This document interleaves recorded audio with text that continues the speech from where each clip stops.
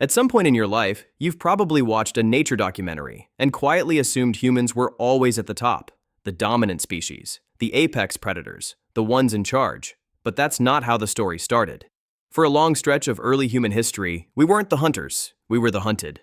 Fossilized skulls from early Australopithecus, our ancestors from roughly 2 to 3 million years ago, have been found with talon puncture marks on the top of the head. Giant eagle puncture marks. We were being snatched off the ground and carried away. Cave hyenas cracked our bones for marrow. Saber-toothed cats ambushed us in the dark. We had no claws, no venom, no armor, no speed. By every biological measure, we should have gone extinct. And yet somehow we didn't just survive. We became the most dangerous thing to ever walk the planet. So what actually happened? The first piece of the puzzle is a weapon so simple, it almost seems laughable: the sharpened stick. But don't underestimate it. Around 400,000 years ago, early humans began crafting wooden throwing spears, and this changed the entire dynamic of predation on Earth. For the first time in the history of life, a creature could kill from a distance. Lions bite, bears maul, wolves chase. But a human with a spear could end a threat from 20, 30, even 40 meters away. The prey never even got close. And then came the atlatl, a spear-throwing device that worked like a mechanical arm extension, multiplying the force and range of a throw dramatically. With an atlatl, a skilled hunter could drive a spear clean through a bison's ribcage. No animal on Earth had a counter-strategy for that. Nothing in nature had ever dealt with this problem before.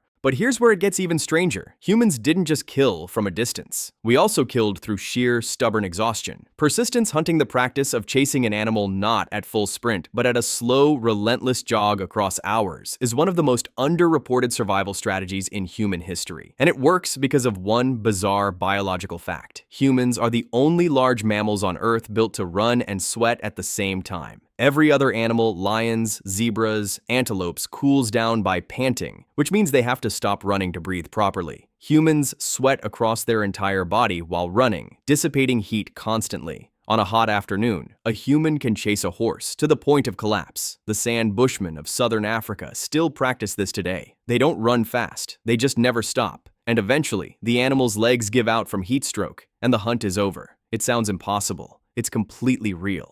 But physical tools and biology only explain part of the story. The deeper power was social. Around 70,000 years ago, a period some researchers call the cognitive revolution, something shifted in human behavior. Suddenly, the archaeological record shows long-distance trade routes, complex burials, cave paintings, musical instruments, and coordinated group hunts of massive prey. What changed? Language got more sophisticated, and with language came something no other species had: the ability to share information across time. A wolf can warn its pack about danger right now. A human could say, 3 days east, near the dried riverbed, there's a wounded mammoth moving slowly. That single sentence is worth more than 100 years of instinct. It's a map, it's a plan, it's a weapon made entirely of words. Anthropologist Robin Dunbar argued that early human language evolved primarily for one purpose that sounds trivial on the surface: gossip.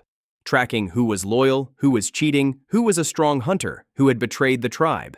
This social information was survival critical. You needed to know who to trust before a coordinated hunt involving 50 people. And that coordination was the real game changer. A lion pride maxes out at around 20 individuals. A wolf pack rarely exceeds 12. But a human tribe using shared myths and cultural identity could coordinate hundreds of people who had never met, all working toward the same goal. There's nothing else like that in nature. It didn't exist before us. Then there's fire, and not just as warmth or protection.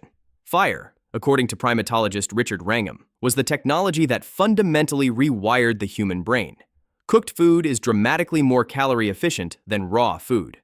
A raw potato gives you almost nothing. A cooked one floods your body with energy. Cooking essentially pre-digests food, meaning your gut doesn't have to work as hard, which means your body could afford to shrink the gut and redirect those biological resources to the brain. Wrangham's cooking hypothesis suggests that the dramatic jump in human brain size, roughly 300 cubic centimeters, over a relatively short evolutionary window, tracks almost precisely with evidence of controlled fire use. We didn't just use fire to stay warm. We used it to build bigger, more powerful minds. And then we took those minds to every corner of the planet, and the results were catastrophic for everything else. The pattern is almost eerie in how consistent it is.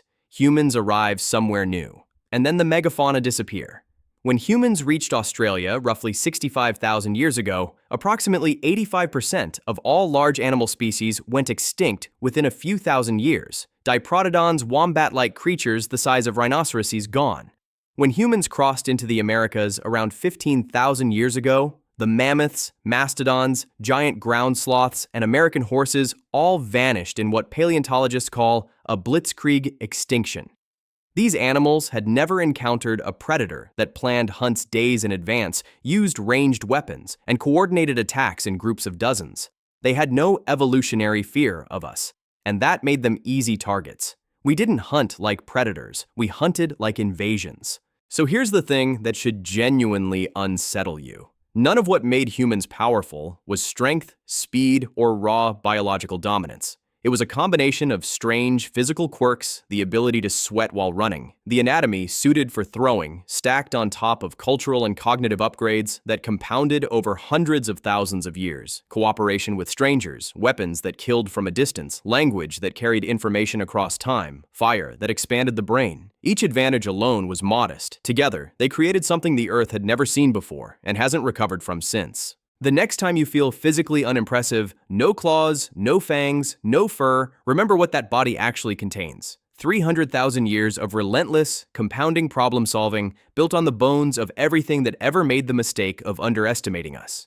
And the story doesn't end there, because once humans secured the top of the food chain, we turned that same ruthless machinery on each other. Mass graves start appearing in the archaeological record around 10,000 years ago. Skulls caved in, skeletons with spear points lodged between the ribs. The cooperation that wiped out the megafauna didn't disappear, it just found a new target. Competing tribes, neighboring settlements, anyone sitting on resources we wanted. And as brutal as that sounds, intergroup competition accelerated human innovation faster than almost anything else. The tribes with better tools, tighter social bonds, and sharper communication survived. The ones that didn't were absorbed or forgotten. Then came agriculture. Surplus food meant not everyone had to hunt, which meant some people could just think for a living. Specialization followed, then cities, then writing. And with writing, knowledge could survive beyond any single human lifetime. Every empire, every technological leap, every civilization traces back to that same compounding chain spears: sweat, fire, language, cooperation, and the relentless refusal to accept limitations.